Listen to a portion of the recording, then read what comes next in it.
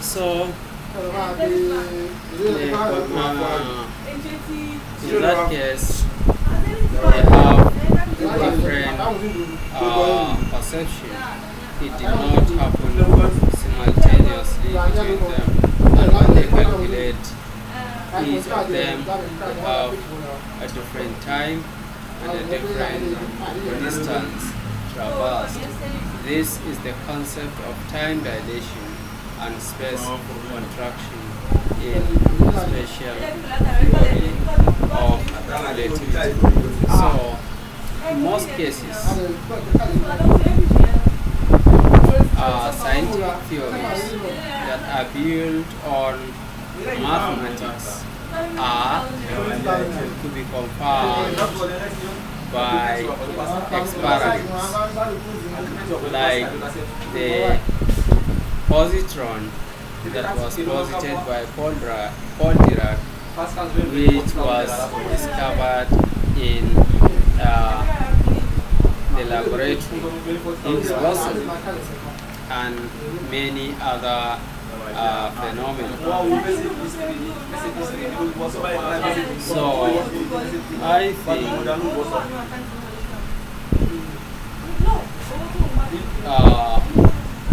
we have done some justice to the question of what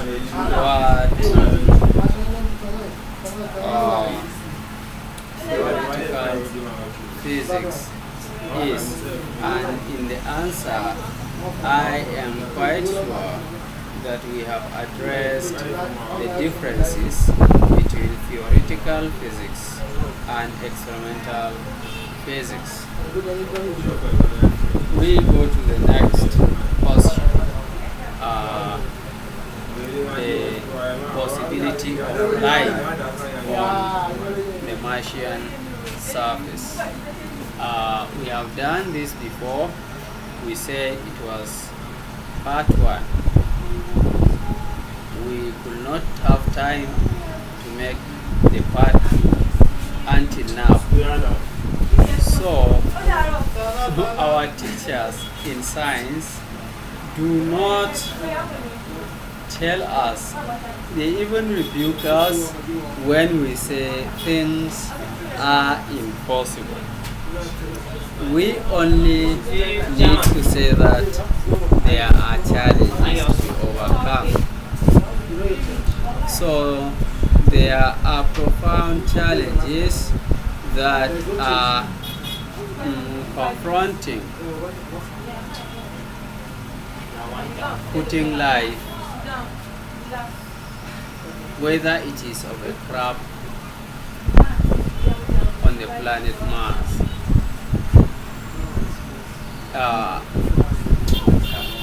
Honestly speaking, the planet Mars has a lot of similarities with the planet Earth. However, there are also major profound differences between the two planets. And if we go by evolution theory, we evolved in compatibility with the conditions on this planet. So any alteration of the condition would be catastrophic. But scientists have the confidence that one day they will artificially demolish the barriers, meet up the challenges, and make man live on the planet Mars. We hope they succeed. However, if they succeed, we do not know how many people are going migrate to the Mars. In essence, the radius of the Mars, the average radius of the Mars is 1/3 of the radius of the Earth. So we can simply say that the Earth is 3 times bigger than the Mars. Where does it have the carrying capacity to accommodate over 7 billion people? Probably it is the capitalists who have raped nature, who have exploited environment, who could foresight that in the future the environment on this earth is going to be inhabitable, that they are thinking of migrating to another planet. Actually, I am a student of science as well as a student of theology, mysticism, and Quranic interpretation. There is this verse that always comes to me. It seems it addresses this problem. It says,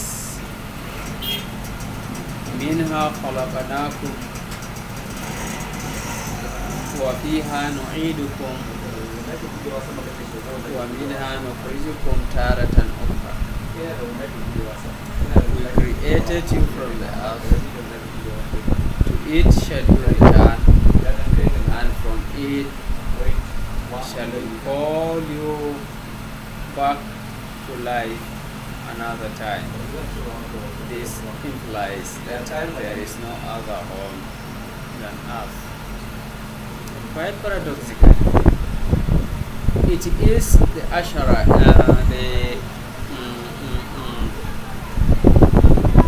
Darwinists, who are supposed to be at the forefront of environmental protection, but because they are a confused set of people, they are at the forefront of destroying the environment. Let me say why. According to Darwin's theory, according to the theory of Charles Darwin, we all originated from one single life.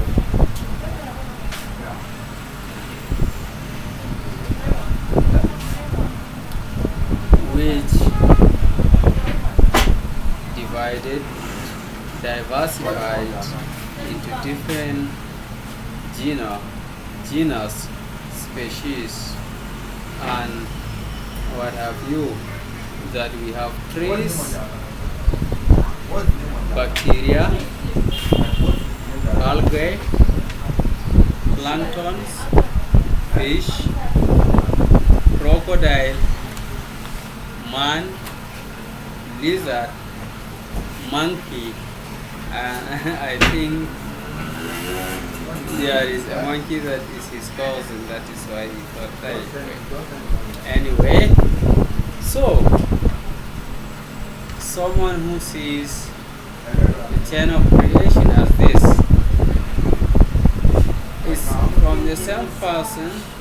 A philosophy is derived by which human being pounces upon nature mercilessly, stripping nature of its sacredness, feeling no connection between him and nature,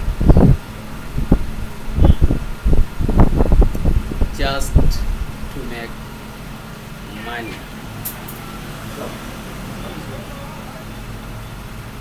There is an American journal that made a study that is quite shocking. Quite shocking in the sense that only 1% of the people living on this planet that are raping nature mercilessly make money. They are not only raping nature, but they are also using fellow human beings as mere machines.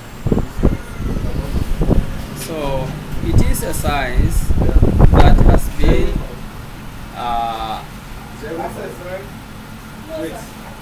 changed from scientia sacra, sacred science, to a homocentric ideology. How is it homocentrism? We say reality is subjective. This means everybody can create his own reality. There is also an escapism that the action of man cannot be a crime because that action must have to do with his own history, background, the way he was brought up. Please, don't we see that as nonsense? For instance, someone violated traffic light and taken to the court. The next thing he did, he slapped the judge a dirty slap. And his own argument will be that that is how his orientation made him. Would that be agreed? No. So secularism in its entirety, some people say it is a philosophical program, but that is an honor. It doesn't deserve the name philosophy. It is a doctrinal program that is used to cause chaos, crime, mercilessness in society. So we have no doubt that plants and animals are also living beings. They are living things. So if you feel no remorse about felling trees en masse in order to make money, if we feel no remorse in getting monkeys on a tree from which they cannot escape and kill all of them, as much as monkey looks like man, the heartlessness cannot be imagined. If we have people that feel no remorse in arbitrary killing of thank you very much, have no feeling of remorse in arbitrary killing a wild beast in order to make money. These are lies. Then time shall come when we will have people who will have no sense of scruples in killing fellow human beings, brothers, sisters, wives, husbands, parents, in order to make money. We have seen several cases where a teacher who is interested with a child kidnapped the child. This is in many occasions, kidnapped the children. In the end of the day, killed them and buried them in shallow graves. All these problems arise in our society as a result of the philosophy of materialism, accumulation of money, primitive accumulation, money that you cannot practically use.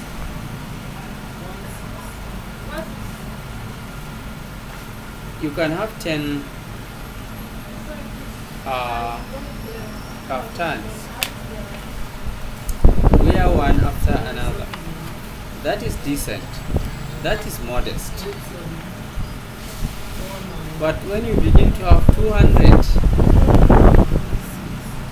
500, that means in a year you cannot put one twice.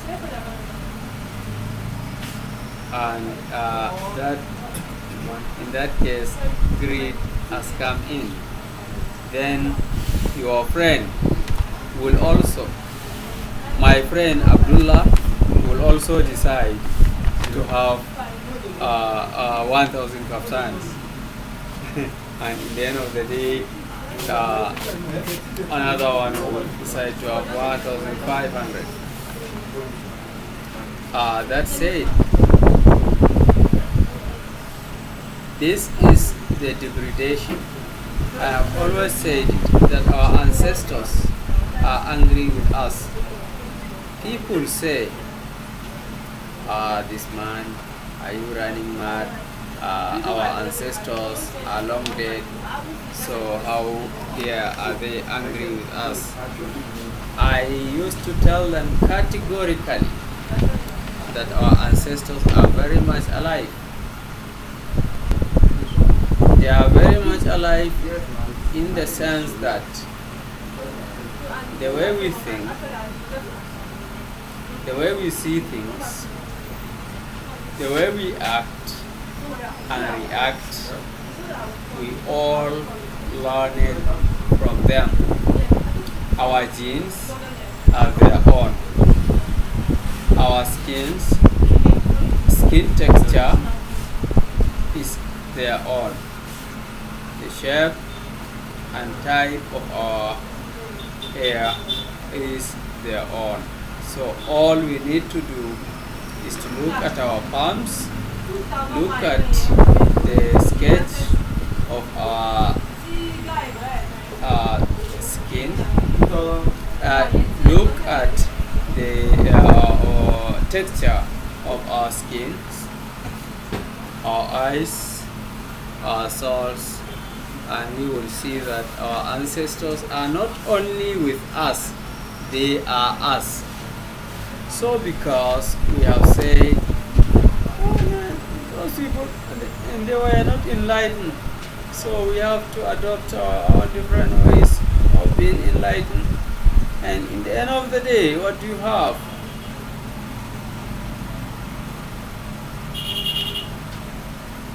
One wages a war against himself. That very small portion of the mind, the conscious mind, the ego, wants to achieve something which is not in compatibility with what ancestors bequeathed to him. So, and the unconscious mind, mind you, is very powerful. It is majestic. It is kingly. It doesn't want to be shoved aside. It will insert itself one way or another. For instance, you can construct a dam. you can construct a dam to limit the flow of water, but for a certain period of time, when the water gets angry, it will break violently and cause havoc that it would not have caused if it were not done. So that is how our nature is. That is why young people sometimes, if they want to justify their things, they say you cannot cheat nature. Anyway, I am answering a question on the conditions on the surface of Mars. Number one, some of the points are reviews of what we have already presented in the past. Number one, a thin atmosphere.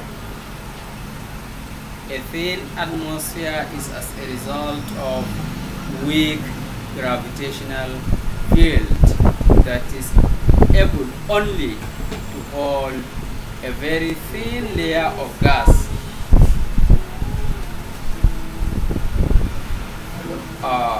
The gravitational field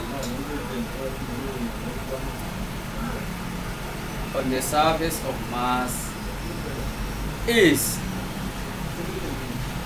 only 60% of the gravitational field on the surface of the Earth. So it is lacking 40%. I'm not saying these are impossibilities. What I'm saying is that we have challenges if actually we are to live on Mars. And that thin layer is made up of 95% carbon dioxide. How are we going to breathe? After 95% carbon dioxide, 3% is molecular nitrogen.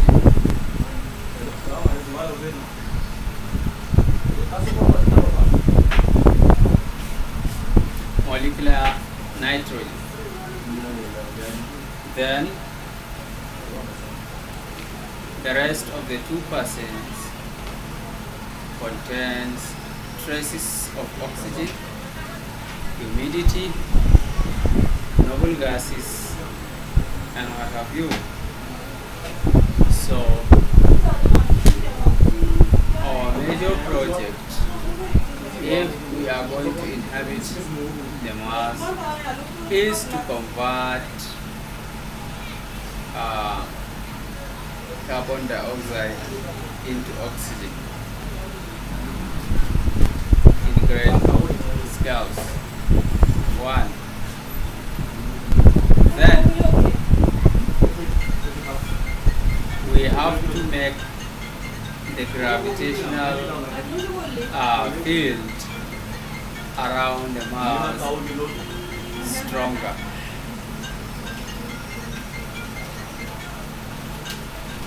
I will be brushing over these matters because I can see our closing time is very close. The temperature on the surface of the Mars, of the planet Mars, is minus 63 degrees Celsius. But that is an average. There are places that are as low as minus 100. So minus 63 degrees Celsius. If there is any underground water, it is in form of ice. What does this say? It is incapable of dissolving minerals. It is incapable of being absorbed by food crops. That means growing vegetation on the surface of the Mars is ruled out unless we have done something that will liquefy that water and make the seeds that we take from this planet Earth spread them on the planet Mars for them to absorb liquid water and grow into trees and grasses. Pressure. The atmospheric pressure on the surface of the Mars, of the planet Mars, is 9 pascals.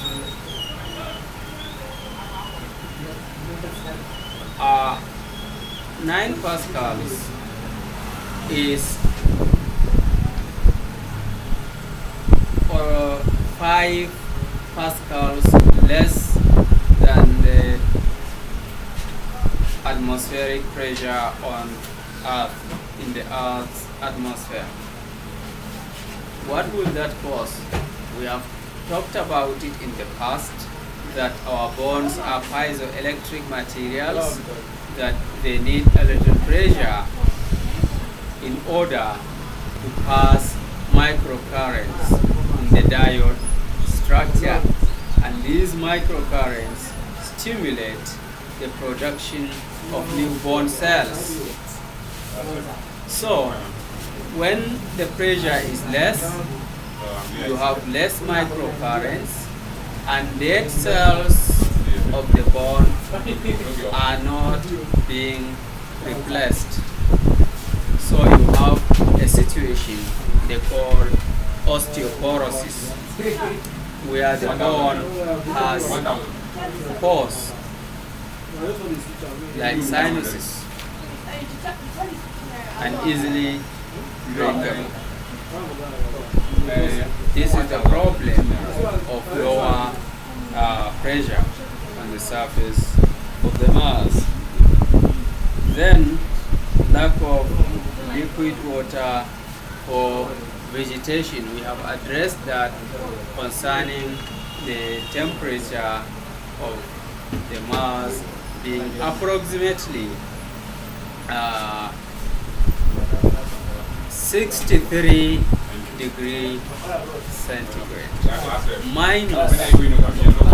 When we have minus 5 degrees centigrade in the United Kingdom, everybody cries. So how can you imagine?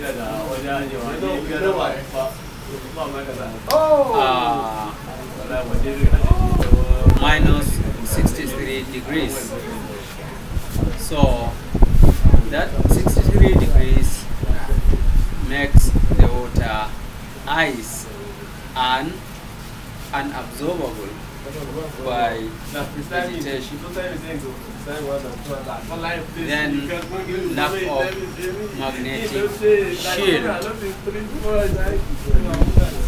In the magnetic shield, the Earth is large enough to house in its immediate crust molten plasma of iron and nickel. Molten plasma in the form of ions. So they got heated from the bottom, and when they got heated, their density reduces and they move upward, and those that are cooler on the surface have a higher density and they sink, so the current continues. That motion is known as convectional heat conduction or convectional motion. So due to that motion of charges, wherever charges move, a magnetic field is produced. So the magnetic field of the Earth has mild strength on the surface. But 20 kilometers away from the Earth,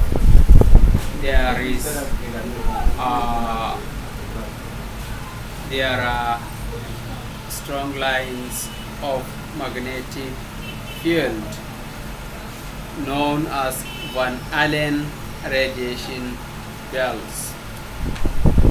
Above them, 40 kilometers from here, is the second Van Allen radiation belt. So the sun is always emitting flares that contain energetic particles that are charged. So when charged particles come into the Van Allen radiations, they are deflected. They do not reach the surface of the Earth.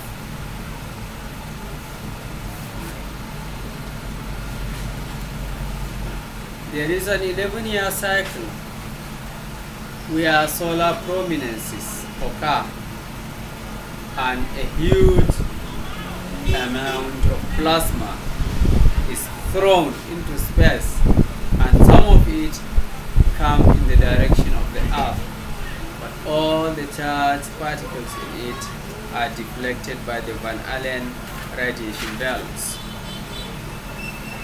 Those that are not charged, like X-rays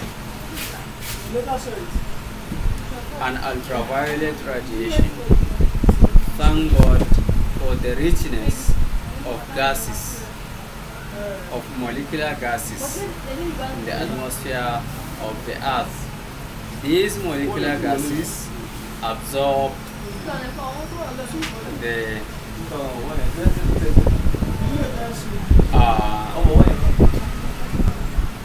electromagnetic radiation of high frequency, like gamma rays and X-rays are absorbed by ultraviolet. Ultraviolet frequencies are absorbed by gases in the atmosphere, most notably ozone. Ozone absorbs ultraviolet radiation.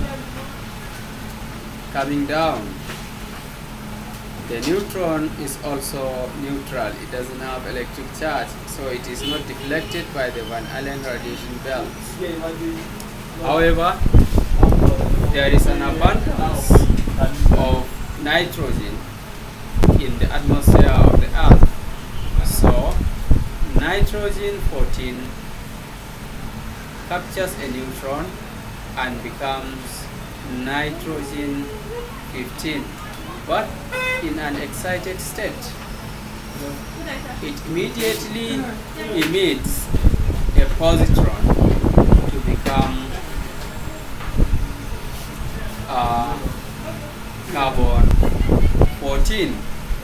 So that is how the gases on the surface of the atmosphere protect us from harmful ionizing radiation from the sun. This protection is lacking. These protection belts are lacking in the Mars. So, prominences and flares from the sun reach down to the surface of the Mars. During this 11-year cycle of prominences and flares, a single person may receive about 5 gray or 50 sievert of ionizing radiation in an hour. So the radiation will rip apart everything. Even if we have managed to grow some vegetations, they will be destroyed by ionizing radiation. it doesn't have the Van Allen radiation shields. The revolution of the Mars takes it 668 days to complete a circle around the Sun, in contrast to the 365 days of the Earth. So these are the few things we will say about this question. This is how the magnetic field of the Earth looks like. You can see these thin lines. This is the North Pole,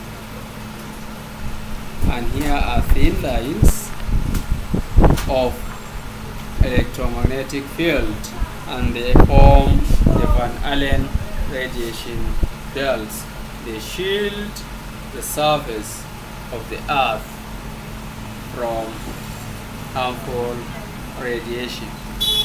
They occur as a result of the molten iron and nickel, which is plasma. Plasma is a combination of ions that is, when put in motion, produces magnetic field.